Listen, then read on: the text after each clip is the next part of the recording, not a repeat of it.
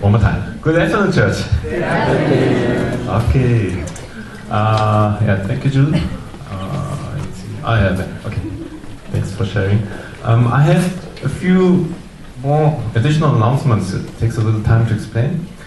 If you would like to be part of writing the New Testament, there are papers for that, so please use these papers. There are two kinds of papers. One that has lines on both, one side only, so on one side, and then there is one that has lines on both sides. So, oh, you have water. Okay, so this one is whenever you start a new book or chapter. We are not sure yet. Probably, okay, we will be sure until mid of this week, so you will be emailed. Yeah, so you can leave your email address when you sign up, and we will email you. We will also send you a sample how it should look like. There are two colors, red and black, that you can use with a thin pen. Red is whenever you start a new verse. So you write the number, like verse 1, verse 2, and also chapter and verse. So numbers, and it's related to chapter, and verse, that's in red, the rest is in black. When you start writing, please wash your hands and pray. So that's how, in ancient times, people copied the Bible, and we try to follow that tradition. It's not a legalistic thing, it's to honor God's word in this way. Okay, so yeah, you're more than welcome to join our big project. The second one, if you remember, end of last year during Christmas, we had a special offering for our missionary in Jordan, serving Syria and people from Iraq. And we finally, 2 or 3 weeks ago, we gave the donation. We had some problems with the banking transfer because of Korean address and so on. But we finally did it. It was 1.1 billion won. That's $910. And I think that will make really a difference there. So with that, they will repair truck and hopefully fill the truck with things that they needed. Thank you so much for participating, and I think we should give a big hand to God. Okay. Last thing, most important, Joey found his coat. It was somewhere outside. Thank you all for looking, and now he doesn't have to freeze. Okay, God is good. Let's pray. Father, thank you so much. Thank you for your goodness and your blessing and your mercy. Thank you for your grace. Thank you that you work in us and through us. Thank you that you are real, that you are alive. Thank you that you have the power to do everything you want to do, which is according to your character and according to your will. We also ask for that you may continue to bless June, that he may grow in faith and become a man of God who can be used in your way. Use him for your glory, use him to expand your kingdom. Thank you for showing him that you are in control and that he can trust you with all his life. Thank you for sharing everything that, sharing what you have done in his life. And we also want to continue to bless and pray for one another. We ask that you may come and fill our hearts with your Holy Spirit, that we may be able to receive your word and to grow in faith, to accept what you have to say. May you open our ears to listen to your voice, to be obedient to you and to your word. May you open our eyes to see you and to see through your eyes. May you open our mouth to speak your words of truth to people who don't know you, to share what you have done in our lives. In Jesus' name we pray. Amen. Okay, we are in 1 Samuel, chapter 26.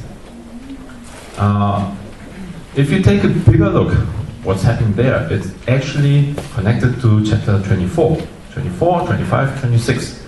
3 chapters. And actually there we find 3 tests for David. Each test is about David to make him a greater king.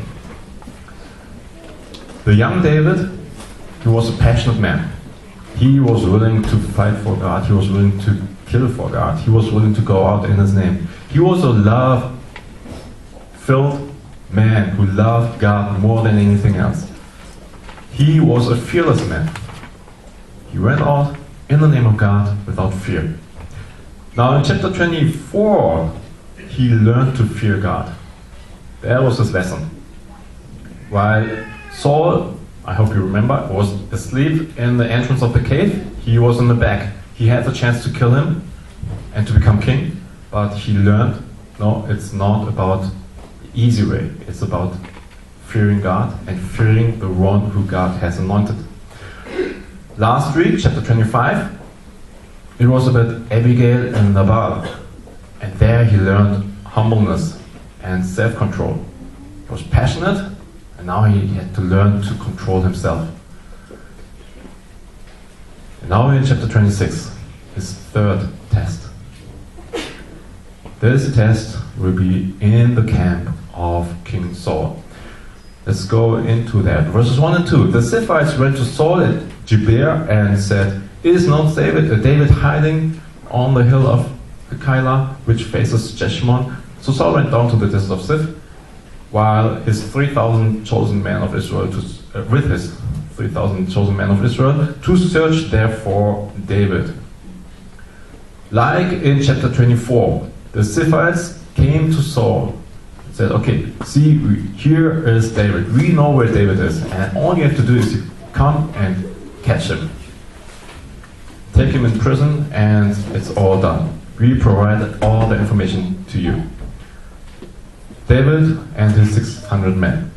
Now they're doing this again. And the reason is they still saw David and his 600 men as a threat. They were a group of outlaws who were wanted by the king or the government, and they had to be removed. So they go to Saul and say, "Okay, those rebels that you're looking for, they are there. And all you have to do is you have to catch them." And it worked. Saul took 3,000 men, his best men, and he goes down to look for and to search for David. And then in the next 2 chapters we learn that Saul and his army camped right across David. And then it goes on, verse 5. Then David set out and ran to the place where Saul had camped. He saw where Saul and Abner, son of Ner, the commander of the army, had lain down. Saul was lying inside the camp with the army encamped around him. Now that's a typical setting. You have the king in the center, in the middle, and then his most trusted soldiers around him, including the commander of his army. So that's Abner, the highest general of all. The best men are right around King Saul, and then goes on. So that's the camp. The most difficult part to get to was to get where King Saul was. He was protected. But what's happening here is they are lying. They are sleeping. Those who Saul trusted most, those who had one job and one job only, to protect him, they were sleeping. And this allowed David to go all the way through the camp up to Saul. Verses 6 and 7. David asks Ahimelech and Abishai to go with him into the camp up to Saul. Well, and then of those two, only Abishai says, "Okay, I will go with you." Ahimelech, he is silent. He doesn't want to go. So only those two go there. Verse 8. Abishai said to David, "Today God has delivered your enemy into your hands. Now let me pin him to the ground with one thrust of my spear. I won't strike him twice." This is a similar situation to chapter 24, where he was in the cave. Again, David has the chance to kill King Saul once and for all. King Saul was the only person standing in between David and the throne of Israel. And by now, Everyone, including King Saul, knew that David would be the next king. They knew that God's favor had turned away from King Saul. They all knew that King Saul was actually not the good king, the wise king that they all hoped for. Everyone knew that David would be the next king, including King Saul. He said this 2 chapters earlier. But it was not for David to kill King Saul. And Abishai, he learned from chapter 24. Well, in chapter 24, David makes clear, okay, it's not up to me to lay a hand against King Saul. The reason is, he would then be known as the Kingslayer. He was the one who killed the king to become king, to set a new king, maybe a better king. That would mean that later on, when David would make mistakes, someone else would have the same freedom or the same authority to kill King David, to set another king who would be maybe better. Abishai, he knew this. So what he does is, he says, okay, I am going to do this. I will kill him. You only have to let me do this. And I take all the blame. I will be the kingslayer and you can become the king. So that's kind of a noble, selfless act. And it's maybe according to God's will? Question mark. Abishai is sure. He says, okay, this is God's will, and I will do it for you. David's answer, verse 9 to 11. But David said to Abishai, don't destroy him. Who can lay a hand on the Lord's anointed and be guiltless?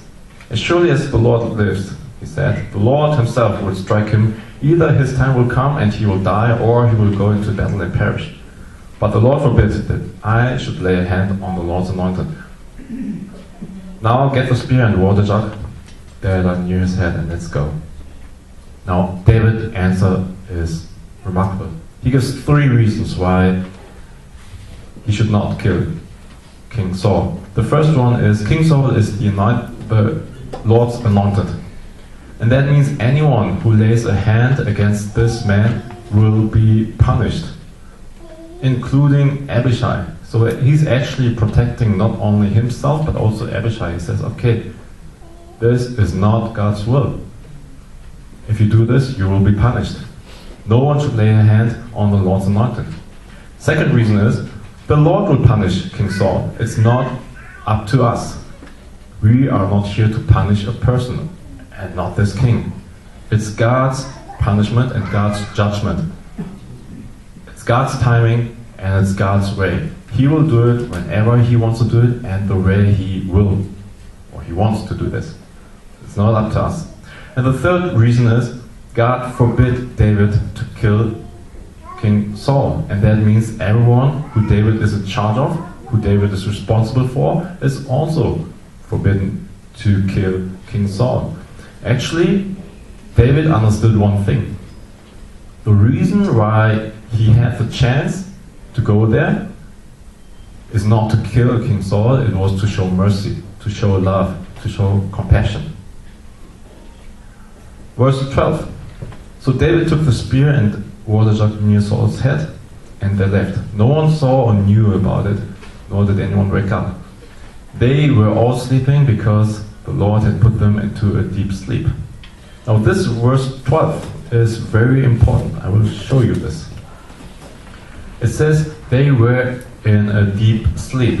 Now this is not an ordinary deep sleep. It is the deep sleep, or the word that has been used is tardemah in Hebrew. It's the same word that has been used in Genesis chapter 2 verse 21 when God put Adam into a deep sleep. Okay, I would like to see you the bigger picture. God is here actively putting people into sleep. He is active in this situation. And that's something special.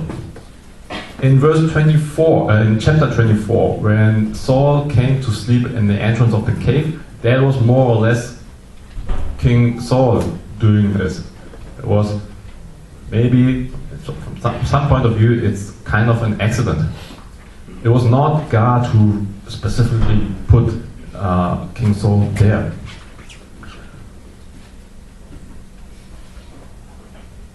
And there David had to make a decision based on his principles.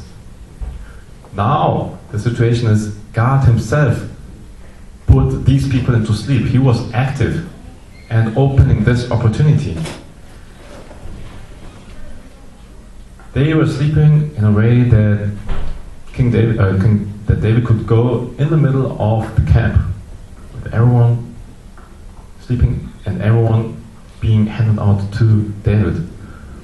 Now it's not only about principles, it's about wisdom. What David had to learn here is to understand God's will. It was not to kill, it was to have or to gain wisdom, understanding of God's will. It was the opportunity not to kill, it was the opportunity to show patience, to mercy, to trust in God in this situation. Verse 12 makes this situation completely different from the situation in chapter 24. Verse 12 shows us that it's more than just taking an opportunity, it's to distinguish God's will in a certain situation. I hope you could understand the meaning of verse 12, which changed the whole situation. Now, what does this all mean to us? Let's take a look at David before these tests. He was passionate, he was God-loving, he was fearless. And now he had to go to three situations where he had to show his fear before God. He had to accept, okay, I have to fear God, I have to fear those who God anointed. He had to show, or he had to grow in self-control, controlling his anger, controlling his passion. And now he needs to grow in wisdom. All these tests are not there to kill, it is there to build David, to make him the greatest king of Israel.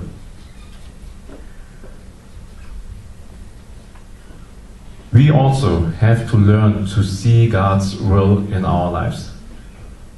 What we have to understand is not every open door is a door to go in. Not everything that you can do is something that you should do. You have to understand God's will in your situation. That's what we call wisdom. Now, how can you see through God's eyes? How can you read a situation in a biblical or spiritual way? How can you know God's will in a certain situation? I would like to give you 3 practical suggestions. Number 1 is, if you're not sure in your situation, fall back on what you know for sure. For David, he knew that no one, nor he, nor anyone related to him, nor anyone he was responsible for, should lay a hand against the Lord's anointed.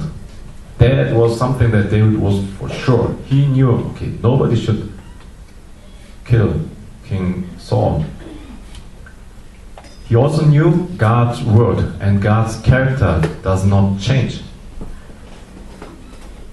So this new opportunity to King Saul was actually not an opportunity to kill King Saul. It was an opportunity to grow. I will give you an example. Let's say God's word tells us not to commit adultery. Okay, that is something that God has said and that it cannot be changed. Now, if someone says, nobody will know, or there could be a benefit, or it can be, I don't know, something better could come out. But regardless, God's word doesn't change. If you know for sure that God does not want you to commit adultery, then you should not commit adultery, no matter the opportunities, no matter the benefit that you may have. And goes on with all the other laws and words that God has given to us. Also, God has given us the assurance that He knows you and that He has a plan for you. Jeremiah chapter 29, verse 11. For I know the plans I have for you, declares the Lord. Plans to prosper you and not to harm you. Plans to give you hope and a future. If you don't know what to do in your life, if you don't know how to handle a situation, go back to Jeremiah chapter 29, verse 11. God has a plan for you. God loves you and He knows you. On the other hand, the way around, you should know the God that you trust. You should know the God that you believe in. Trust in the Lord your God and keep His command. Know what you know about God. Be sure about that. Number 2 is don't lose your final purpose. David's final purpose was to become king of Israel because he was the anointed one. He knew that one day he would be king. His purpose was not to kill King Saul. It was to become king, not to kill the king. You see the difference?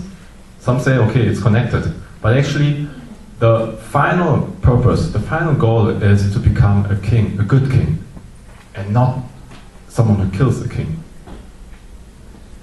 David knew his final purpose, and that's why you could say, okay, I can wait. I can trust in God. I know where I'm going to, and I will not take the shortcut. I will not kill in my name, or in God's name, or whoever. David knew the bigger picture. In the same way, you should know your vision in your life. What's your higher goal? Where are you heading to? There may be hardships in life, but these hardships are there to shape you, to make you ready for the higher goals.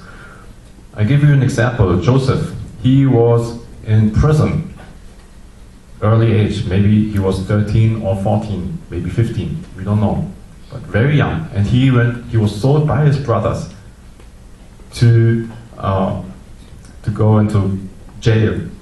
But he knew that one day he would be king, that his brothers would bow down before him. And it took all the time until he was 30, until he became a king.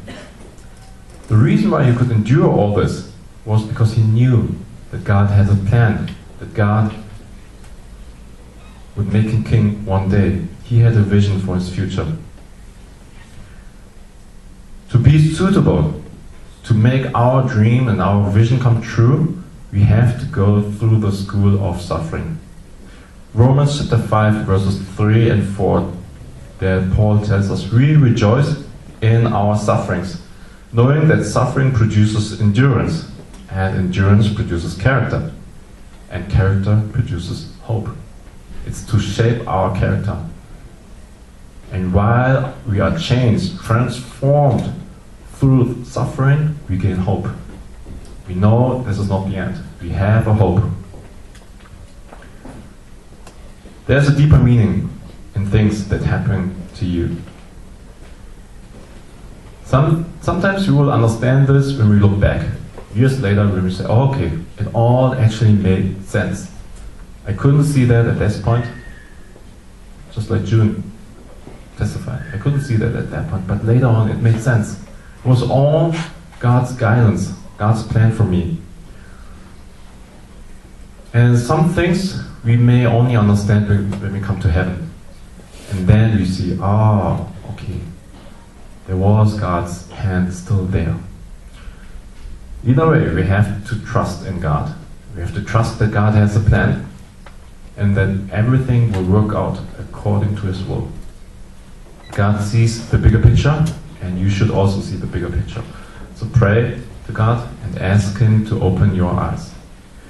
Number 3, stay with God.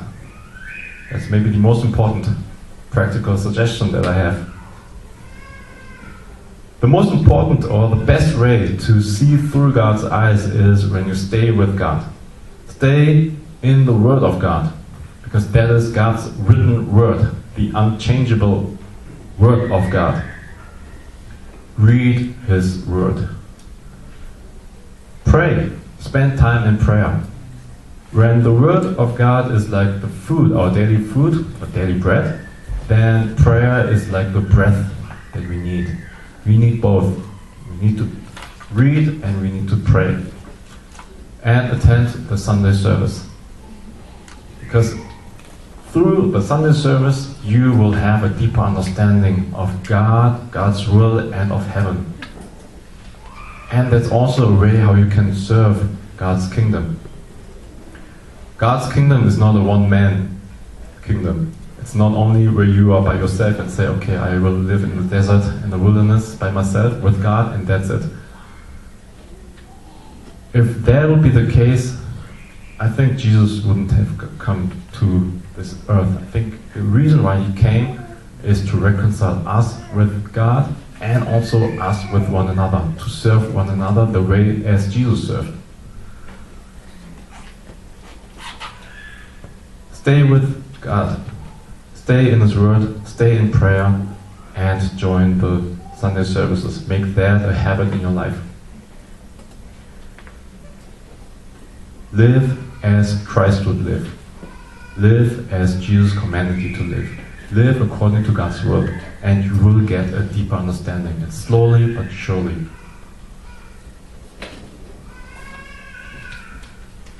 My dear friends, to overcome a situation, we need wisdom in our lives.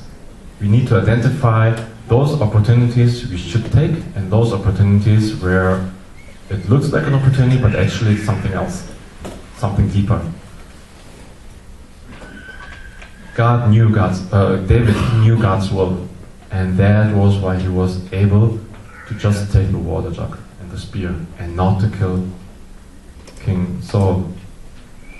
In the same way, know God, know your final purpose, and stay with God.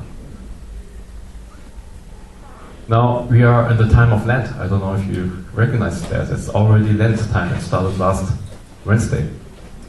Lent is the time, 40 days before Easter, before the resurrection of Jesus. That is when we remember that Jesus came, that He lived, that He died, and that He rose from the dead. Now, I would like to encourage you to join our project in writing the Bible. Because during the time of Lent, because that is where you have to make time. Set time where you need discipline, self-control, where you have to cut other things that you would like to do, and focus on the Word of God. And it's a little different when you write the Bible. When you come before that and when you wash your hands and pray, come with a clean heart, and start writing, I think that this will help you tremendously to get a deeper understanding of God. It's a challenge, it's not easy. I haven't signed up myself, but I will. It depends what's left. I will. It's a challenge for me too. But I think that this will help me, and this will also help you to do something that will maybe change your life. Know God, know your final purpose, and stay with God. Let's pray.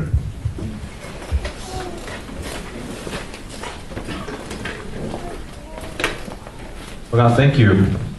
Thank you that you have shown us through David what it means to follow you, what it means to have wisdom, to understand your will in a certain situation.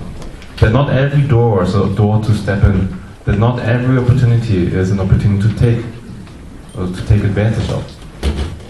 That not everything that we can do are things that we should do. Please help us to know your will, to know you, O God, to know the final purpose, the vision in our lives. Help us to stay with you, to stay in your word, to stay in prayer, and help us to grow. Make you transform us, change us, and give us a new understanding, a deeper understanding of your will, of your heart.